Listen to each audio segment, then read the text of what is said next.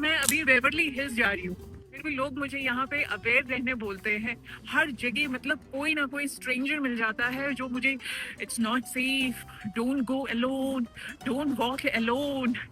पहुंच चुकी हूँ मैं Beverly hills. Oh my God, यहाँ पे मैंने नोटिस किया इस एरिया में जैसे ही उतरी मैं, लोग बहुत एक्स्ट्रा एग्जॉस्ट में गाड़ी चलाते हैं।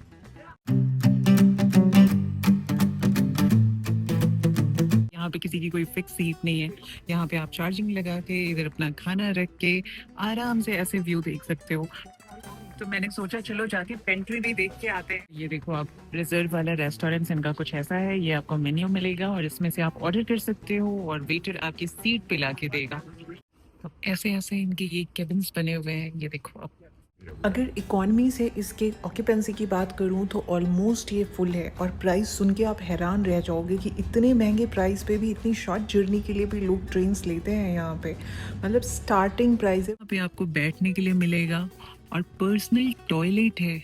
यहाँ पे सारे केबिन्स में पर्सनल टॉयलेट है और ऐसा आप देखो ये सारा सिंक विंक, मतलब पूरा एक पर्सनल आपका रूम ही तैयार हो जाता है। ये कमाल है भाई, कमाल है। ये तो जापान में भी नहीं था। और अब लगातार 5-6 घंटे ऐसा ही व्यू रहेगा। मतलब देखो, ऐसा नज़ारा तो आपको कहीं भी नहीं दिखा होगा।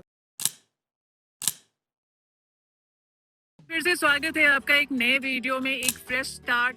अब रो धो तो बहुत लिया मैंने, आखिरी दिन है आज मेरा एलए में, तो रोने धोने से तो कुछ होना नहीं था। तो मैंने सोचा यार जिंदगी जी लेती हूँ मैं, आखिरी दिन हूँ एलए में। और जो सबसे फेमस यहाँ की चीज़ है बेवरली हिल्स, हॉलीवुड जाना जाता है अपने हॉलीवुड स्टार्स के लिए, फिल्म इंडस्ट्री के लिए, वो तो मैंने देखा ही नहीं।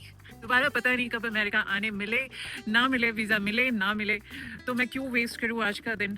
चलो जाते हैं बेवरली हिल्स। तो मेरे हॉस्टल से कुछ 1 घंटे का रास्ता है। वैसे तो आप अगर कार ड्राइव करके जाओ तो 20 मिनट का रास्ता है। शाम हो गई है, मौसम ठंडा ठंडा हो गया है, मुझे 7:30 बज गए हैं। मतलब अभी मैं जाऊंगी और 1 घंटा लगेगा मुझे। तो ये आ चुका है बस स्टॉप और यहाँ से लेनी है मुझे 33 नंबर की बस, जो कि कुछ 5-6 स्टेशन के बाद मुझे ड्रॉप कर देगी। How much is the bus? 1.75 वैसे मैं 2 दिन पहले न्यूज में देख रही थी कि ट्रम्प ने ये अनाउंस किया है कि इंडिया में बहुत ज्यादा क्राइम होते हैं और बहुत डेंजरस है अकेली लड़कियों के लिए घूमना। लेकिन मैं आपको बता दूं कि जब से मैं यहाँ आई हूँ, अलग अलग मतलब न्यूयॉर्क में, फिलाडेल्फिया में या लॉस एंजलिस में, या मैं अभी बेवरली हिल्स जा रही हूँ, फिर भी लोग मुझे यहाँ पे अवेयर रहने बोलते हैं। हर जगह मतलब कोई ना कोई स्ट्रेंजर मिल जाता है जो मुझे it's not safe, don't go alone, don't walk alone. But कसम से मैं ये सोच रही थी, जिसकी खुद की कंट्री में हर एक स्ट्रीट इतनी ज्यादा डेंजरस है, वो इंडिया के लिए ऐसे कमेंट कर रहा था। तो चलो, आ चुकी है मेरी बस और ले लेती हूँ बस। वैसे एक बात मैंने यहाँ पे नोटिस किया कि यहाँ पे बसेस में मैंने देखा है मोस्टली औरतें ड्राइवर होती हैं। इवन ट्रक्स वगैरह और भी बड़ी बड़ी गाड़ियाँ मैंने बहुत औरतों को ड्राइव करते हुए देखा है। और यहाँ पे कई बार ना औरत और मर्द के कपड़ों में आप कंफ्यूज हो जाओगे। जैसे ये आदमी है और आदमी के कपड़े देखो आप। मतलब यार, फनी चीज़ों की ना कमी नहीं है अमेरिका में। और ये देखो, वापस से एक ज़ोंबी जी आके बैठ चुके हैं हमारी बस में। तो जाते जाते इन्हें देखते हुए ही जाऊंगी लगता है। और पहुंच चुकी हूँ मैं बेवरली हिल्स। पूरे 1.5 घंटे की जर्नी करके मैं पहुंच गई हूँ एलए की सबसे एक्सपेंसिव जगह पे, सबसे पॉश एरिया में, बेवरली हिल्स। और बेवरली हिल्स के मैं हूँ रोडियो ड्राइव पे। तो मतलब अक्सर जब आप इंस्टाग्राम वगैरह पे देखते होंगे जस्टिन बीबर को अपनी पैंट ऊपर करते हुए और पेप्स को डांट लगाते हुए, तो वो एक्चुअली इसी जगह पे देखते होंगे। ये एरिया देखो भाई, मतलब एक से एक महंगे ब्रांड्स वगैरह, जिमी चू है, लुइस विटॉन है और पता नहीं क्या क्या ब्रांड्स है यहाँ पे। मतलब ये है असली हॉलीवुड। मैं जहाँ रह रही हूँ वहाँ से इस एलए की कंपेयर करूँ ना, तो मैं इमेजिन भी नहीं कर पा रही हूँ कि ये भी एलए है और वो भी एलए है, क्योंकि वो कम्प्लीटली डिफरेंट दिखता है और ये तो मतलब अलग ही दिख रहा है। थोड़े लेट होने की वजह से काफी शांत हो गया है, लेकिन फिर भी हम लुक तो ले ही सकते हैं। तो ये देखो भाई, क्या दिख रहा है ये।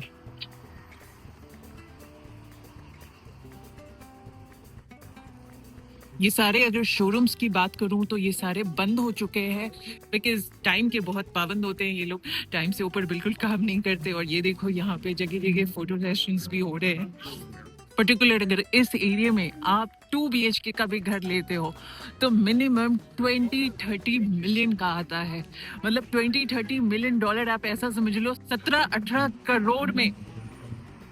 Oh my God. यहाँ पे मैंने नोटिस किया इस एरिया में जैसे ही उतरी मैं, लोग बहुत एक्स्ट्रा एग्जॉस्ट में गाड़ी चलाते हैं। और गाड़ियां तो क्या दिख रही हैं भाई, मतलब रेंज रोवर, फरारी, ये तो बहुत ही नॉर्मल लग रही है यहाँ पे। यहाँ पे कोई देख भी नहीं रहा है ऐसी गाड़ियों को।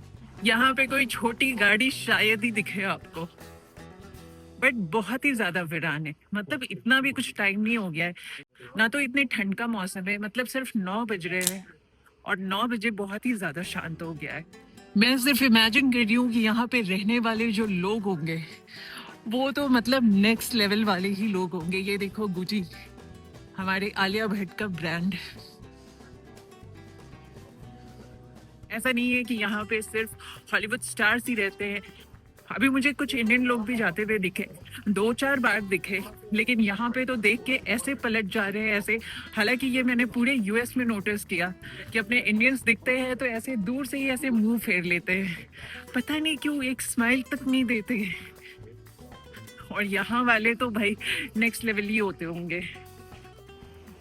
यहाँ पे अपने जो इंडियंस रह रहे होंगे वो तो मतलब करोड़ अरबपति लोग होंगे भाई। लुइस विटॉन के तो भर भर के यहाँ पे शोरूम है। मतलब 1-2 मैंने पीछे देखा, 2 पीछे देखे मैंने, एक और अभी ये देखो आप, एक और है यहाँ पे, ये देखो।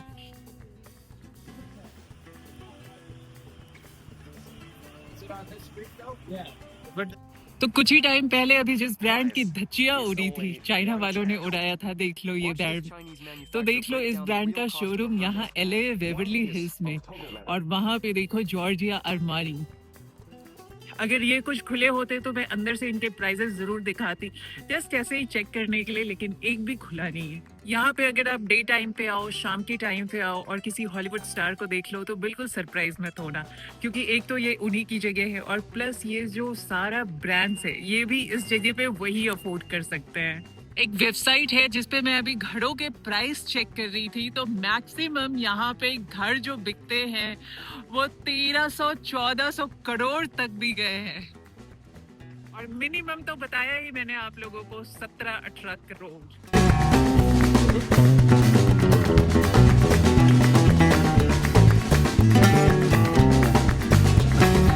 ऐसा लग रहा है जैसे मानो इधर स्पीड की लिमिट ही ना हो, लोग ऐसे घस के गाड़ी चला रहे हैं कि मैं क्या ही बोलूं।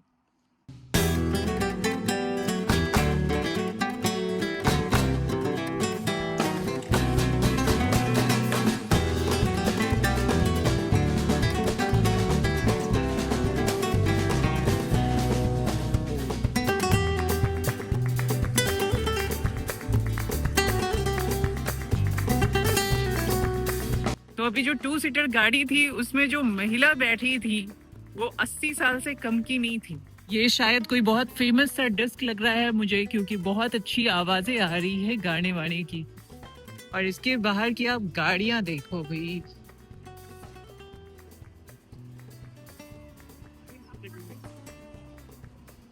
गाड़ियां देखो, ये गाड़ियां, ये गाड़ी देखो, ये गाड़ी, मतलब यहाँ पे ये सारी गाड़ियां एकदम आम लग रही हैं, कोई पलट कर एक बार देखे तक ना। लेकिन मुझे ऐसा लगा था कि लॉस एंजलिस में भी नाइट लाइफ धुआंधार पार्टीज होती होंगी, होती है शायद, बट बाहर ऐसा कुछ महसूस नहीं हो रहा। मतलब रोड बहुत साइलेंट है, जो भी चीजें हैं, जो भी कार्यक्रम चल रहा है, मे बी वो अंदर अंदर ही चल रहा है।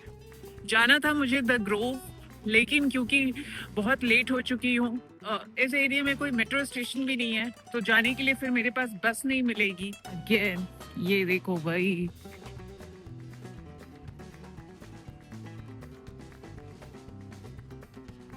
और ये प्यारे प्यारे घर देखो।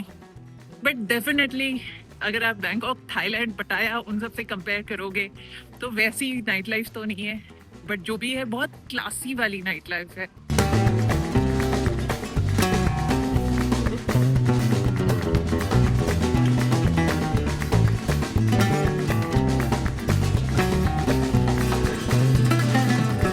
जब मैं बस में थी तो मुझे एक बहुत प्यारा सा रोबोट दिखा था रोड पे।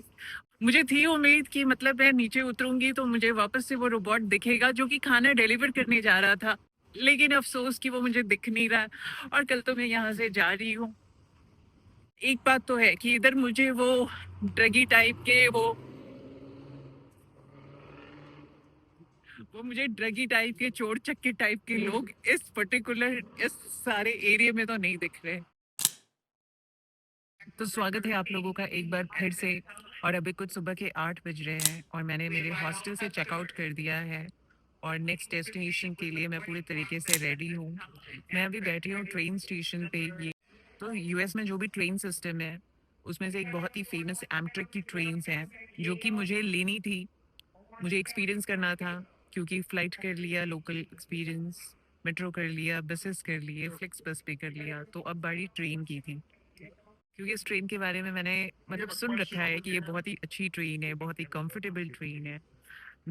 1 घंटे की फ्लाइट में मैं पहुंच सकती थी। Almost I paid same, but still मैं ट्रेन एक्सपीरियंस करना चाहती थी, तो इसलिए मैंने ये ट्रेन लिया है। तो जब तक आपका टाइम नहीं होता है तब तक आपको यहाँ पे बैठ के चिल करना होता है। वैसे अच्छा बना हुआ है यार, अच्छी जगह है बैठने के लिए। पूरी ट्रेन की जो हमारी जर्नी होने वाली है कुछ 650 और 80 किलोमीटर है और वो जर्नी हम 10-12 घंटे में पूरे करेंगे। वैसे तो मैंने इस ट्रेन की रिकॉर्ड भी चेक की है, ये हमेशा थोड़ा ना थोड़ा लेट होती है, बट इसकी पूरी रूट ऐसे पैसिफिक ओशियन से होते हुए जाती है। Good morning. How you doing? Yeah. What are you 7B. doing? 7B? Yeah, but you don't leave until 9:13. Still early, okay? Okay. So for right now, just have a seat here and wait right there. Okay. Go there like around 8:45. Okay. तो आगे का तो पता नहीं, train यहीं से 1 घंटे late हो चुकी है। और ये देखो आप, कुछ ऐसी होती है यहाँ की ट्रेन जो कि ऐसे डबल डेकर होती है। मेरी ट्रेन आने वाली है इस ट्रैक पे और ये है एमट्रक ट्रेन जिसकी मैंने बहुत तारीफ सुनी है। आज फाइनली देखने पे मिल जाएगा। पता नहीं मेरी सीट नीचे है या ऊपर, बट मैं तो ऊपर ही बैठूंगी। ये हमारी ट्रेन आ चुकी है।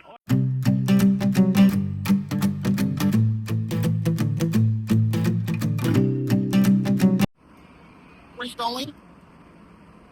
Oh, you were on this train. And they told, okay, Santa Barbara. Okay.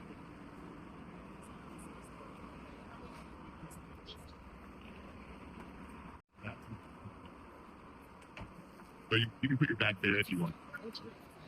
और यहाँ पे आप देखो डस्टबिन वगैरह भी है और यहाँ पे रख सकते हो आप आपका लगेज।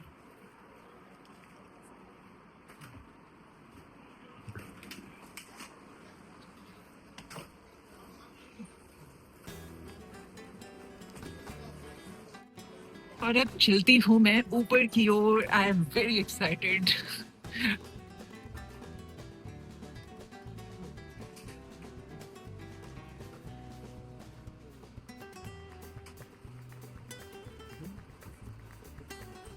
स्पेस की अगर बात करूँ तो काफ़ी अच्छी स्पेस है। वैसे स्लीपिंग भी है इस ट्रेन में, स्लीपिंग वाले को चार्जिंग के लिए भी दिया है। इधर ट्रे टेबल भी काफ़ी बड़ा सा है, ये तो नॉर्मली होता ही है। और ये पाँव रखने के लिए भी दिया है। वैसे सीट्स तो बहुत कंफर्टेबल है। पहले मुझे लगा वाह इसमें स्लीपिंग सीट्स भी थे, मैंने क्यों नहीं स्लीपिंग वाला लिया, क्योंकि 9-10 घंटे की जर्नी है। बट ये सीट्स देख के लग रहा है आराम से सफ़र कट जाएगा, बिल्कुल प्रॉब्लम नहीं होगी। तो मैंने ये ट्रेन बुक करी थी ये सोच के कि 9-10 घंटे की मेरी जर्नी आराम से ट्रेन में कटेगी।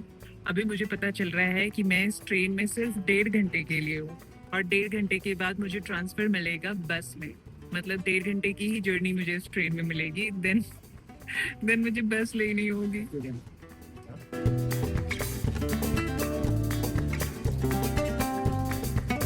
तो कुछ खाते पीते हुए अगर आपको व्यू देखना है तो व्यू देखने के लिए इन्होंने अलग से एक कोच बना रखी है जिसमें आप आराम से बैठ के, यहाँ पे किसी की कोई फिक्स सीट नहीं है, यहाँ पे आप चार्जिंग लगा के इधर अपना खाना रख के आराम से ऐसे व्यू देख सकते हो। तो मैंने सोचा चलो जाके पेंट्री भी देख के आते हैं। वैसे तो मैं कुछ खाने वाली हूँ नहीं क्योंकि इतनी जल्दी मुझे भूख नहीं लगी है, बट हाँ एक राउंड ले सकते हैं पेंट्री के लिए। और थोड़ी प्राइजेस भी चेक करेंगे और देखेंगे वेज ऑप्शंस में क्या क्या है। वहाँ पेंट्री में बहुत लाइन लगी हुई है, वहाँ से आप बाय करो। इधर बैठ के ये मैं अभी लोड फ्लोर पे हूँ और यहाँ कुछ ऐसा वॉशरूम है। वैसे तो अगर वॉशरूम की बात करूँ तो वॉशरूम क्लीन है, बट बहुत ज़्यादा भी क्लीन नहीं है। लाइक चाइना, लाइक जापान, थोड़ा सा पुराना पुराना सा लग रहा है, थोड़े से ऐसे स्टेनिंग्स लग रहे हैं, बट फिर भी ठीक है। तो वेज में मैंने चेक किया, कुछ खास ऑप्शंस नहीं थे उनके पास, सिर्फ बर्गर था, वो भी 1100 रुपये का, एक छोटा सा आलू टिक्की जैसा बर्गर। तो मैं तो वैसे भी अपना खाना साथ लेके आई हूँ। सच बताऊँ तो यूएस यूके वाली जो फील है ना, वो मुझे ऐसे ऐसे बंगलोज को देख के आती है, ना कि स्काई स्क्रैपर्स को देख के। उन्हें तो मुझे देख के दुबई वाली फील आती है, लेकिन ये ऐसे बंगलोज में रहना ना मेरा ड्रीम है, पता नहीं कभी पूरा होगा भी या नहीं। तो मैंने सोचा इस व्यू के साथ थोड़ा अपने खाने की चुस्की भी ली जाए। तो रोटियाँ मैंने रेडीमेड सुपरमार्केट से ले लिया था और अंडे की मस्त भुर्जी बना ली, 2 डब्बे लेके आई हूँ, आराम से मेरा 10 घंटा भी निकल जाएगा। तो ये ट्रेन का कॉमन एरिया है, मतलब नॉर्मल रेस्टोरेंट जैसा है। मतलब यहाँ पे आप जाके पेंट्री से खाना लेके आओ, यहाँ पे बैठ के खाओ। लास्ट में जहाँ पे बैठी थी वो लोग मुझे गुस्सा करने लग गए जब मैं वीडियो बना रही थी, बहुत ज़्यादा वो इरिटेट हो रहे थे, तो इसलिए मैं कुछ बोल नहीं पा रही थी और मैं चुप से आके यहाँ पे बैठ गई।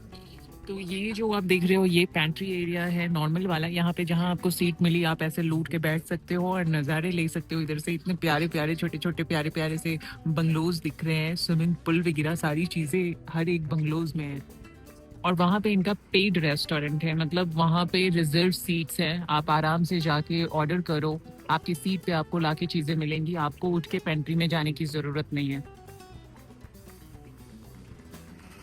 चलो वहां पे भी जाके एक बार जरा देख ही लेते हैं कि कैसा है इनका पेड वाला रिजर्व रेस्टोरेंट। तो ये देखो आप, रिजर्व वाला रेस्टोरेंट इनका कुछ ऐसा है। ये आपको मेन्यू मिलेगा और इसमें से आप ऑर्डर कर सकते हो और वेटर आपकी सीट पे लाके देगा।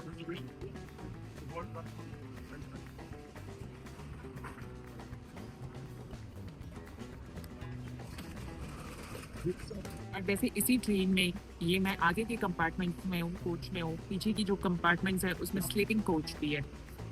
तो अब मुझे पता चला कि मेरी 2 घंटे की जर्नी ट्रेन में और बाकी के 7 घंटे की जर्नी बस में क्यों है, क्योंकि मैंने चीप वाली टिकट ली थी। अगर मैं फुल ट्रेन की टिकट लेती तो एटलीस्ट मुझे $200+ देने पड़ते। तो ये मैं अभी आ गई हूँ उनके स्लीपिंग वाले कोच में, और इनका स्लीपिंग कोच भी कुछ जापान की तरह ही है, मतलब ऐसे फुल ऑन केबिन्स। अब ऐसे ऐसे इनके ये केबिन्स बने हुए हैं। ये देखो अब ये सारे लॉक्ड हैं, वरना मैं अंदर का भी दिखाती। अंदर कुछ ऐसा सा है।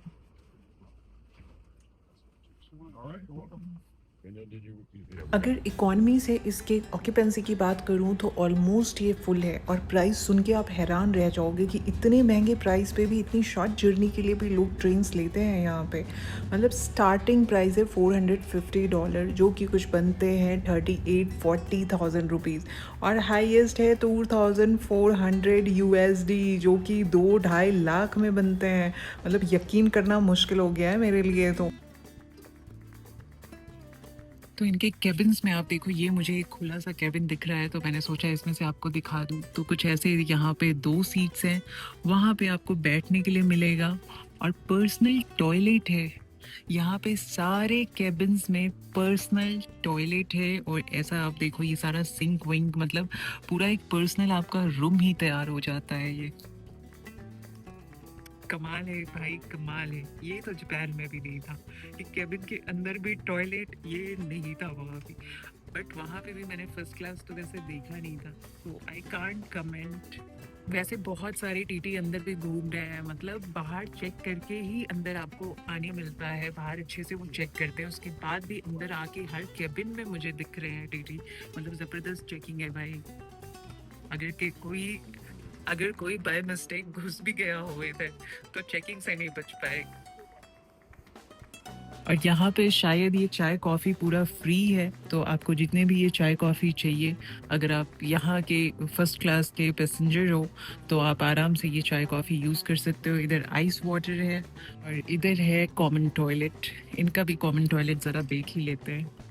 बहुत छोटू सा है, इससे बड़ा तो अपना वाला था।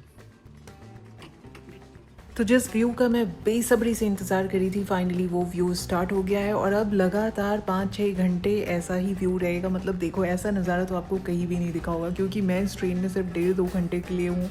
तो जी भर के बस इस नज़ारे को अपने आँखों में कैद कर लेना चाहती हूँ। आपने ब्रिजेस से देखे होंगे ऐसे नज़ारे, बट ऐसे एकदम समंदर के पास पास चलती हुई ट्रेन, ये शायद इकलौता नज़ारा यूएस में ही होगा। तो बस मेरे सुहाने सफ़र का खात्मा हो चुका है और अब मैं खटारा सी बस में जा रही हूँ। उम्मीद नहीं थी कि इतनी खटारा बस होगी, लेकिन वाकई में।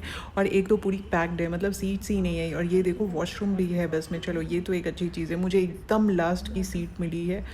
लेकिन अगले स्टॉप पे बस खाली होने वाली है ऑलमोस्ट 50%, तब मैं अपनी सीट चेंज कर सकती हूँ। लेकिन फ़िलहाल के लिए तो एकदम मातम छा गया है। ये देखो, मेरे चेहरे पे आपको दिख सकता है, मेरे दुख का अंदाज़ा लगा सकते हो।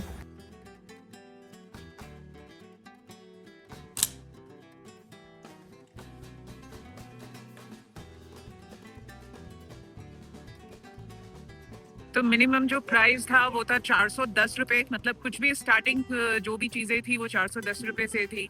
और बस ने एग्जैक्टली 30 मिनट का टाइम दिया है। 30 मिनट में आपको एनी हाउ बस में पहुंचना है। बाय मिस्टेक अगर इंडिया की तरह आप थोड़े लेट हो जाते हो तो बस वाले आपको ढूंढेंगे नहीं, आपके लिए वेट नहीं करेंगे, वो सीधा निकल जाएंगे। तो ये जो आपको यूनिफॉर्म में मोहतरमा दिख रही हैं, ये हमारे बस की ड्राइवर, कंडक्टर और गाइड तीनों भी है। कौन कहता है औरतें अच्छी ड्राइवर नहीं होती हैं यार। ये देखो, इतनी बड़ी बड़ी बसें चलाती हैं यूएस में, तो ट्रक चलाती हैं, पता नहीं क्या क्या।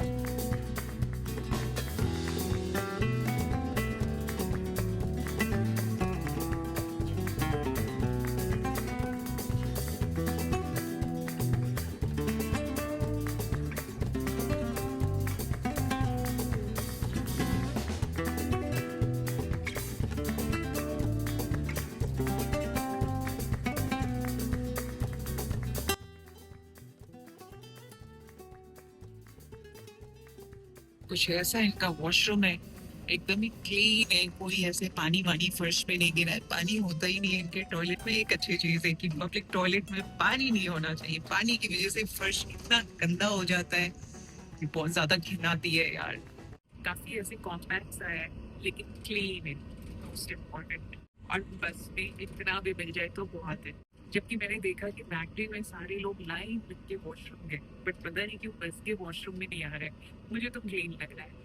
खैर, सबकी अपनी चॉइस। पहले तो इस छोटी सी गाड़ी को देख के मुझे ऐसा लगा कि कोई ये ऑल्टो बॉल्टो टाइप की है, लेकिन ये बीएम है बाबा। आज तक मैंने ऐसी बीएम इस शेप की इंडिया में तो नहीं देखी। आप लोगों ने देखा था क्या इंडिया में ऐसी बीएम? तो ऑलमोस्ट कुछ 8 सवा 8 हो चुके हैं और अगले 10 मिनट में हम लोग पहुंच जाएंगे हमारे फाइनल डेस्टिनेशन पे। वैसे ये सैन फ्रांसिस्को आ ही चुका है, तो ये देख लो आप नज़ारे सैन फ्रांसिस्को के।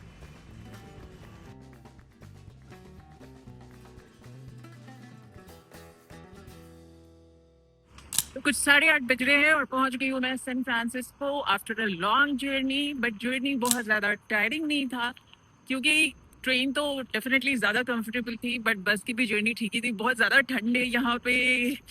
मेरे ये जैकेट में तो यहाँ पे काम नहीं होने वाला है। मैं शिवर कर रही हूँ, मेरा कैमरा भी शिवर कर रहा है। एनीवेज, तो ये है कुछ सैन फ्रांसिस्को का नज़ारा। और ये देखो आप, ये एक्चुअली डाउनटाउन के बहुत ही करीब है। और मैंने जो अपना यहाँ पे हॉस्टल भी बुक किया है वो भी मैंने डाउनटाउन में ही किया है। मुझे जाना है वहाँ।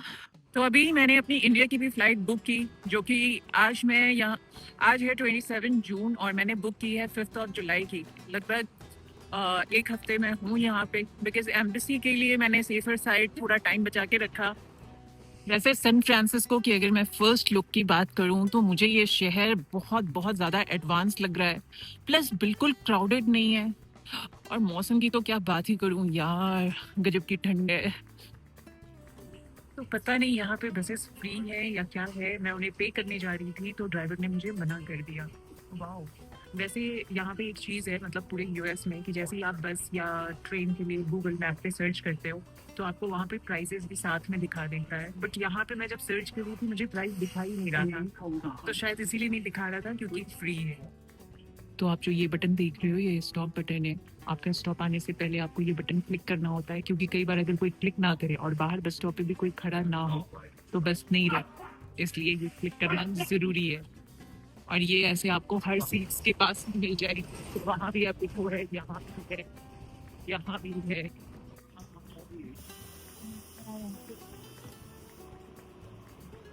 बस स्टॉप से उतर के कुछ 5 मिनट का ही वॉकिंग है।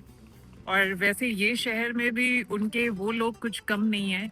अरे वही ज़ोंबी मतलब इस शहर की भी हालत कुछ खास ठीक नहीं है उस मामले में। उतरने के साथ में इतने सारे दिख रहे हैं और इंडियंस इंडियंस तो भट भट के दिख रहे हैं। मतलब ये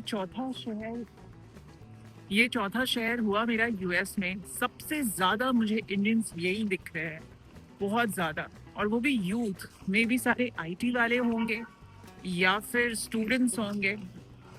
इंडियन रेस्टोरेंट है, चटनी, मतलब ऐसा लगता है ये पूरे इंडियन कम्युनिटी ने ये वाला एरिया तो पक्के से घेर रखा है। सामने भी मैं देख रही हूँ तो पाकिस्तानी पाकिस्तानी इंडियन cuisine।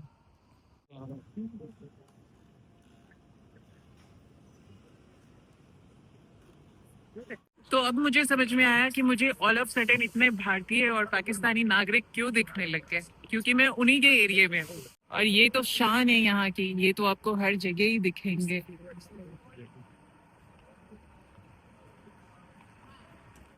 तो ये रहा मेरा हॉस्टल ऑरेंज विलेज और ये रहा एरिया, ये एकदम मेन डाउनटाउन के ही एरिया में है।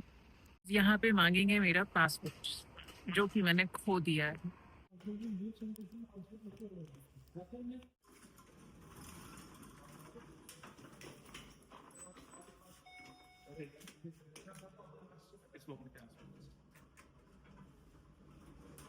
तो चेक इन हो गया मेरा, स्मूथ था। मुझे ऐसा लगा पता नहीं क्या, क्योंकि पासपोर्ट है नहीं मेरे पास।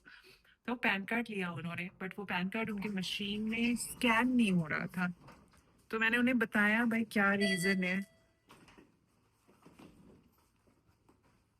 तो मुझे स्टाफ ने बोला कोई बात नहीं, तुम एक काम करो, जिस कार्ड से तुमने बुकिंग की थी तुम उसी कार्ड से पेमेंट करो, तो वो एक अनदर प्रूफ हो जाएगा दैट तुमने ही बुकिंग की है, तुम ही हो। मैंने कहा ओके। तो ये है मेरा रूम जिसमें 3 बेड्स खाली हैं और मैं कोई भी ले सकती हूँ। डॉर्म्स में रुक के आप पैसे तो बचा सकते हो, लेकिन नींद बहुत कुर्बान करनी पड़ती है। मतलब स्नोरिंग वाली प्रॉब्लम इतनी कॉमन है डॉर्मेट्रीज़ में। ऊपर की बेड पे एक औरत सोई हुई है और वो इतने ज़ोर ज़ोर से स्नोर कर रही है, लेकिन कुछ नहीं कर सकते। देखती हूँ रात को कैसे नींद आएगी। वैसे एक चीज़ तो अच्छी है कि अंदर ही कमोड भी है और शार एरिया भी पर्सनल है।